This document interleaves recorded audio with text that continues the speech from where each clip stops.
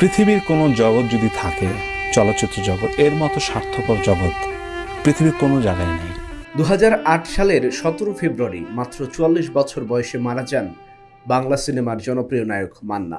হৃদরোগে আক্রান্ত হয়ে তার মৃত্যু হয়েছে এমন খবর প্রচার হলেও তদন্তে উঠে আসে ইউনাইটেড হাসপাতাল কর্তৃপক্ষের গাফিলতি এবং ভুল চিকিৎসার তথ্য, যা নিয়ে 6 চিকিৎসকের বিরুদ্ধে মামলাও হয়। কিন্তু দীর্ঘ 15 বছরে আলোর মুখ দেখেনি আলোচিত এই মামলা।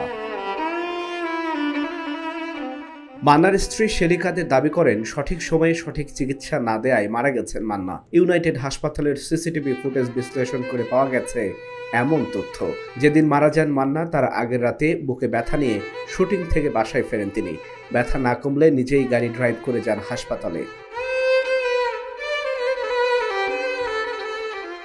মান্না ইউনাইটেড হাসপাতালে ভর্তি হন ভোর 4:45টার দিকে, কিন্তু কোনো বিশেষজ্ঞ ডাক্তারের চিকিৎসা পাননি তিনি।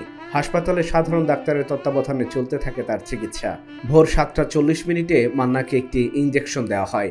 এরপর গোঙানি দিয়ে বমি শুরু হয় তার। কিছুক্ষণের মধ্যেই বিদায় নেন বাংলা চলচ্চিত্রের সাহসী পুরুষ।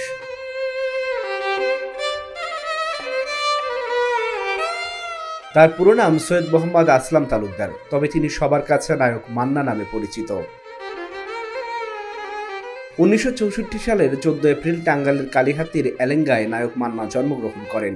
নিজ এলাকায় একটি কলেজে উচ্চ মাধ্যমিক পরীক্ষায় পাশ করে ঢাকা কলেজের স্নাতকে ভর্তি হন মান্না। 1984 সালে তিনি এফডিসির নতুন মুখের সন্ধান কার্যক্রমের মাধ্যমে বাংলা চলচ্চিত্রের জগতে আসেন।